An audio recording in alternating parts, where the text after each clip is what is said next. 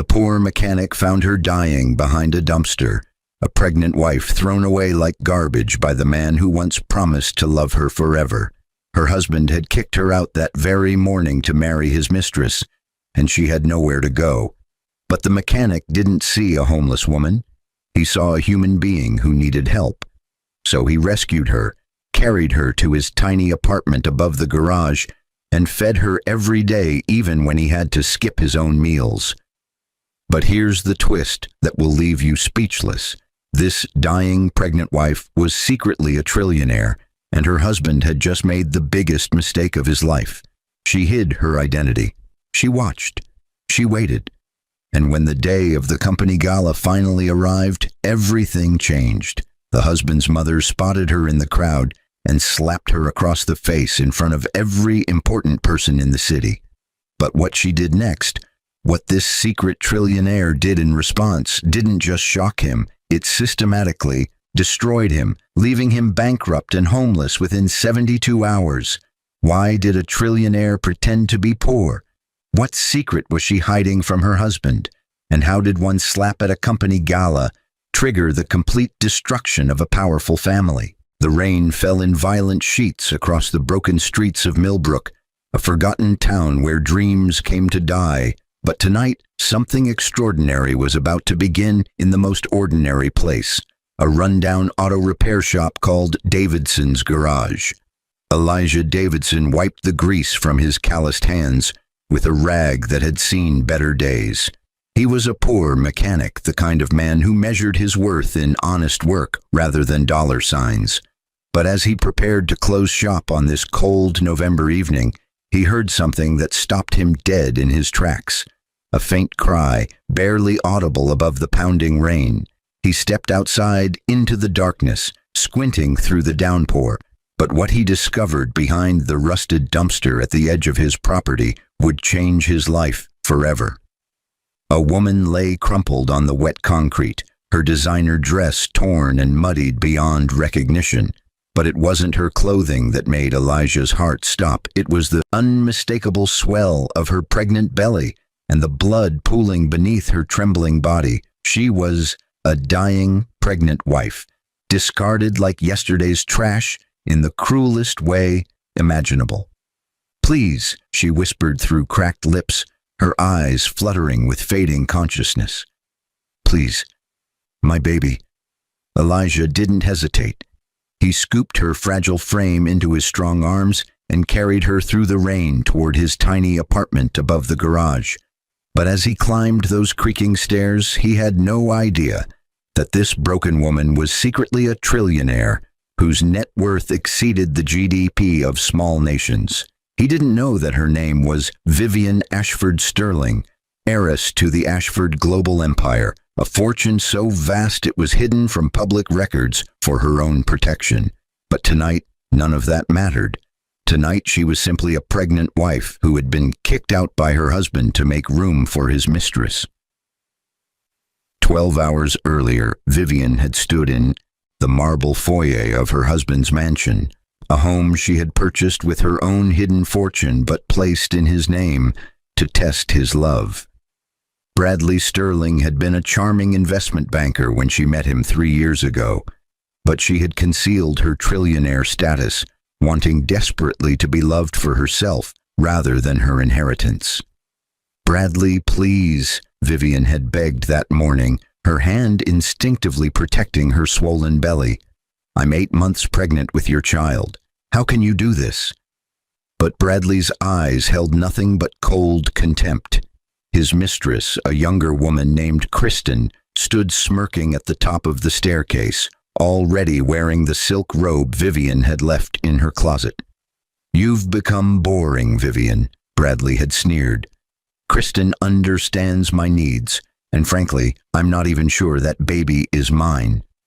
The accusation cut deeper than any knife. But before Vivian could respond, Bradley's mother, Constance Sterling, had appeared from the study with documents in her manicured hands. "The divorce papers are ready," Constance announced with aristocratic disdain. "Sign them, take nothing, and leave quietly. But if you cause a scandal, we will destroy whatever pathetic life you try to build."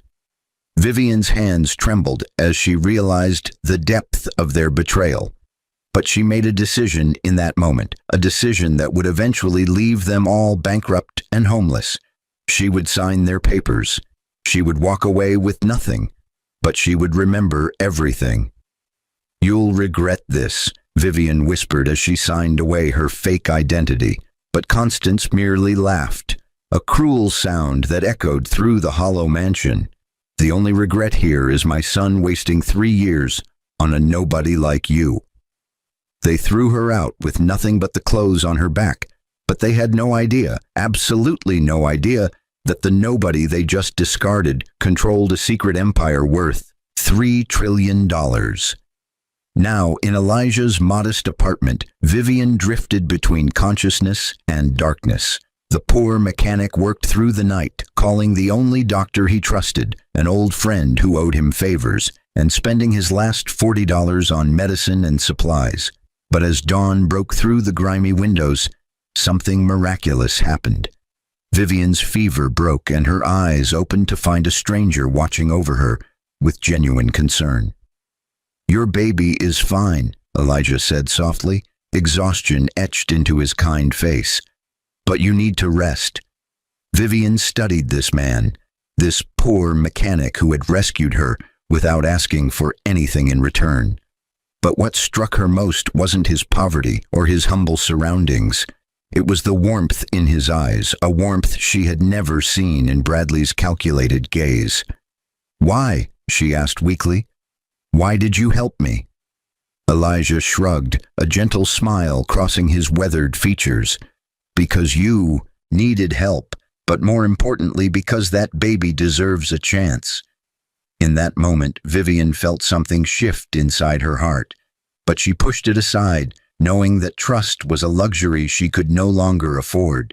She had hidden her identity once and been betrayed, but this time she would watch carefully before revealing anything. Little did Elijah know that by rescuing this dying pregnant wife and choosing to feed her every day from his meager earnings, he was setting into motion a chain of events that would shock everyone. But most importantly, he had just saved the woman who would one day become his wife, bear his beautiful children, and change his destiny forever. But that future remained hidden, wrapped in secrets and waiting for the perfect moment to unfold. 3 months passed in that tiny apartment above Davidson's garage, and something beautiful began to bloom amidst the poverty and pain. But while Vivian healed and her belly grew rounder with life, she watched Elijah Davidson with growing wonder. A poor mechanic who gave everything and asked for nothing. Every morning Elijah woke before dawn to work on rusted engines and broken transmissions, but every evening without fail he climbed those creaking stairs with warm food in his hands. He fed her every day, sometimes bringing soup he made himself, other times sharing his only sandwich so she could have something nutritious for the baby. "You need to eat more," Vivian insisted one evening, watching him give her the larger portion again. "But you're starving yourself, Elijah." But Elijah simply smiled and shook his head. "I've survived on less, but that little one inside you, they need every bit of strength to come into this world healthy." Vivian's eyes glistened with tears she tried to hide, but in her heart something was breaking open.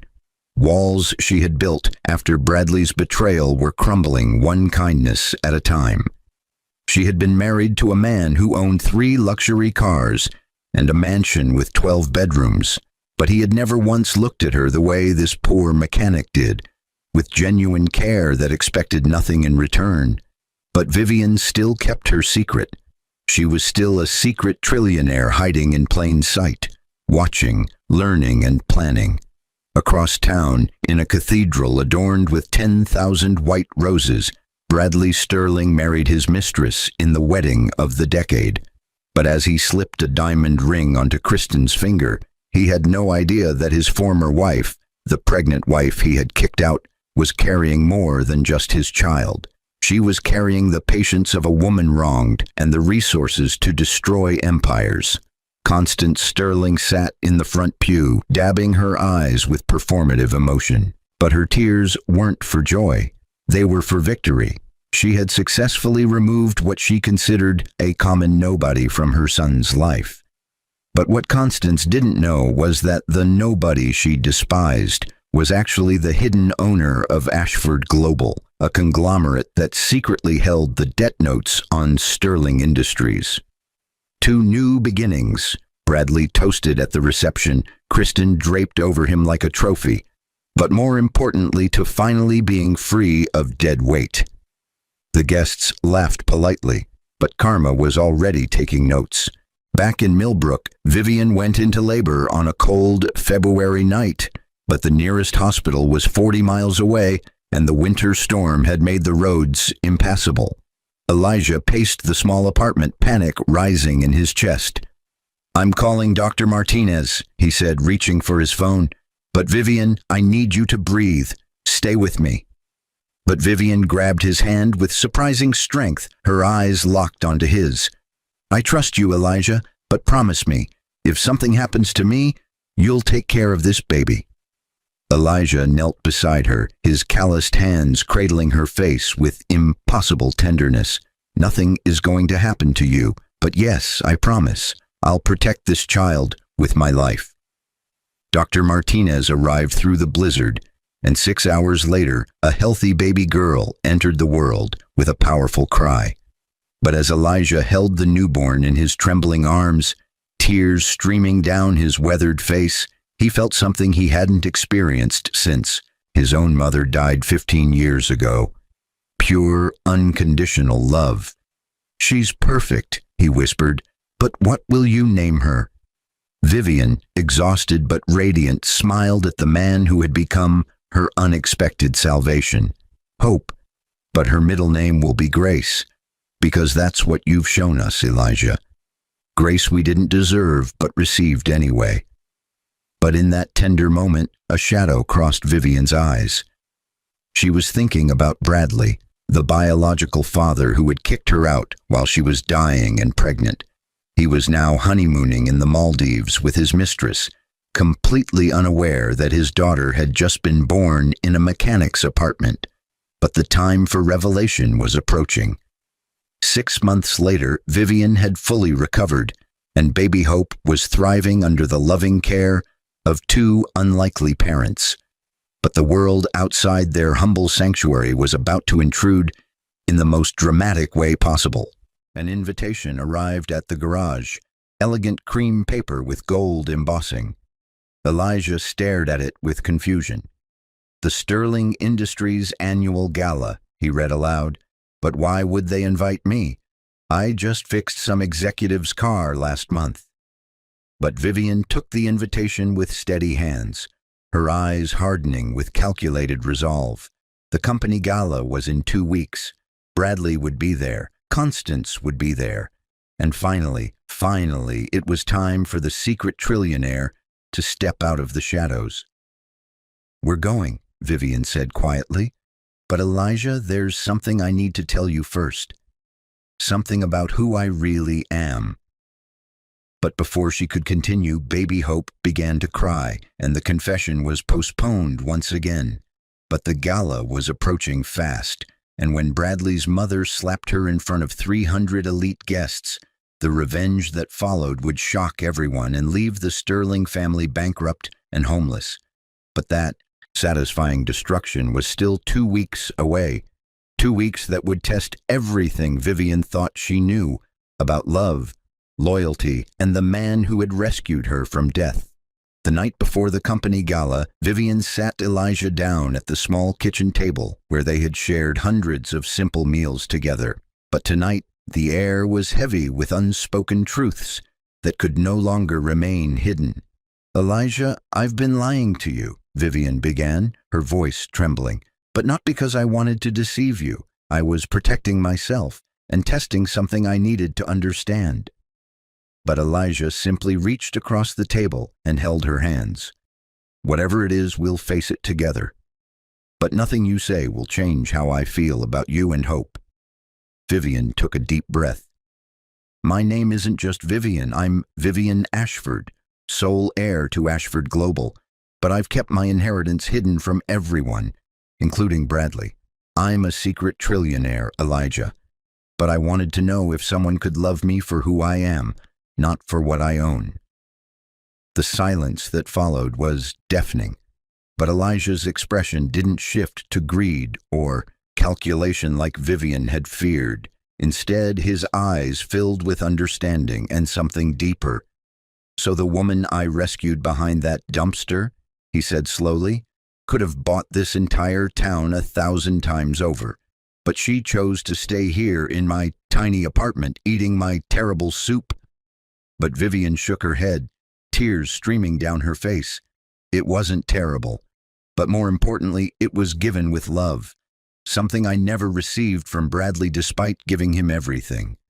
You fed me every day when you had nothing, but he threw me out when he had everything." Elijah stood and walked to the window, processing the magnitude of her revelation. But when he turned back, his voice was steady with conviction.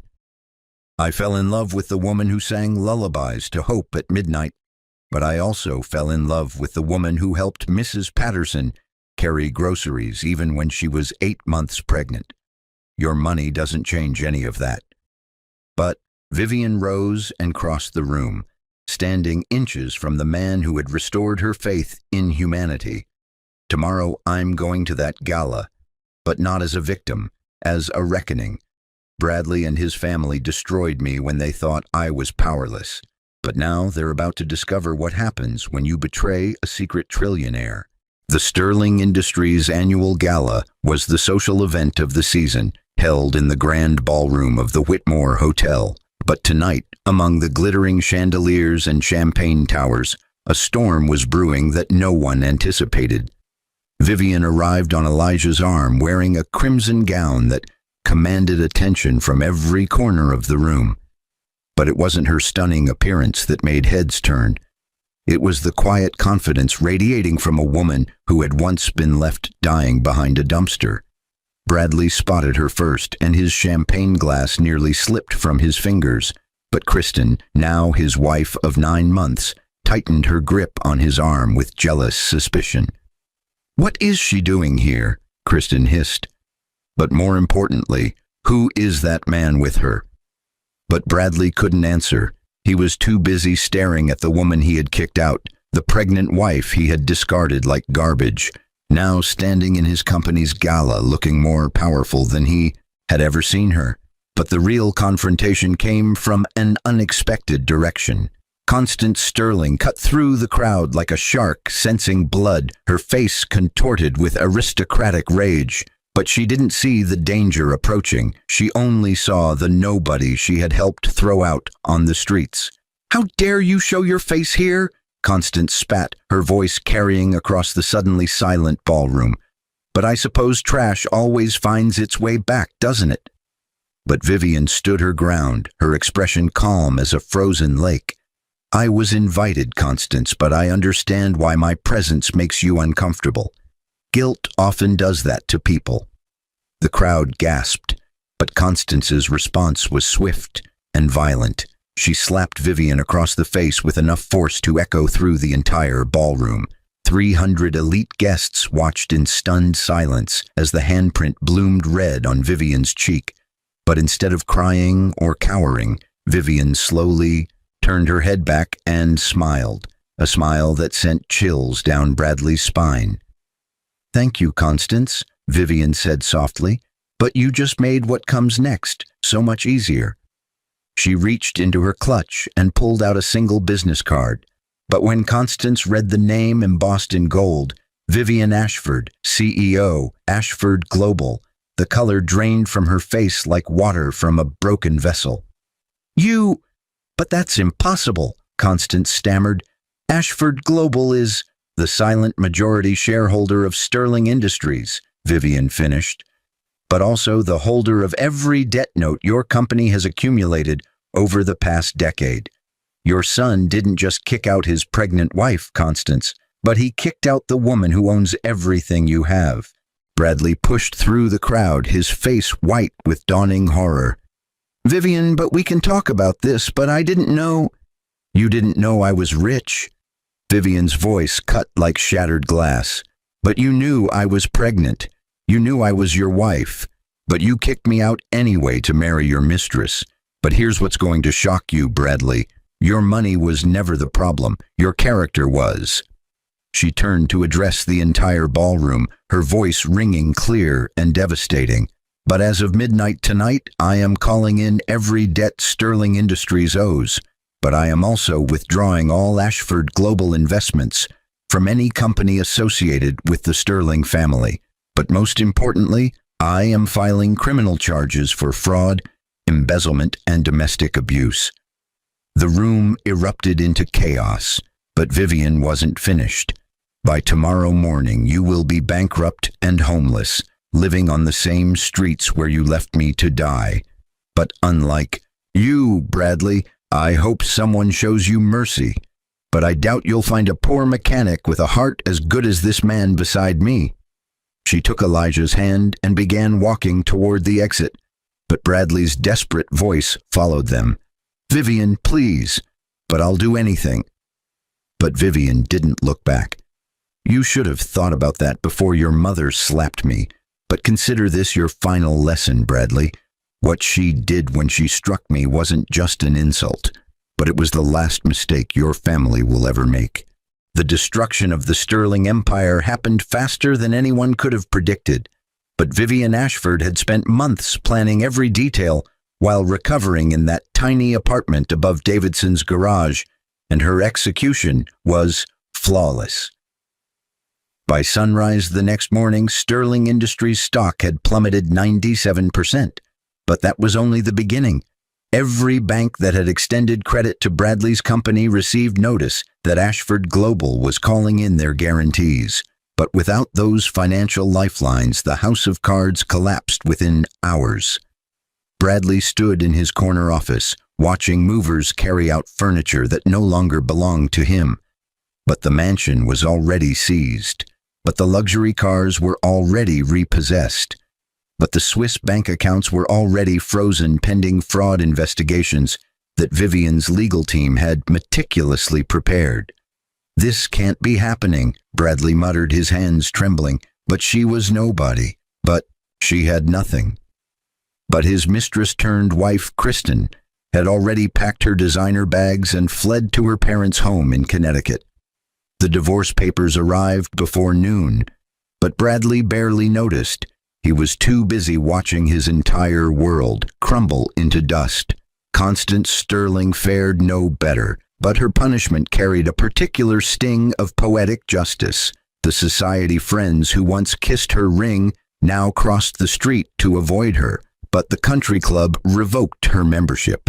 But the charity boards she had dominated for decades quietly removed her name from their letterheads. You slapped the wrong woman, Mother, Bradley said bitterly as they stood together outside the mansion they no longer owned. But how were we supposed to know she was a secret trillionaire? But Constance had no answer. She only had regret, cold, bitter regret, that would follow her for the rest of her miserable days. 3 months later, Bradley Sterling was spotted sleeping on a bench in Riverside Park. But the man who once kicked out his dying pregnant wife now begged for spare change from strangers who didn't recognize his fallen face.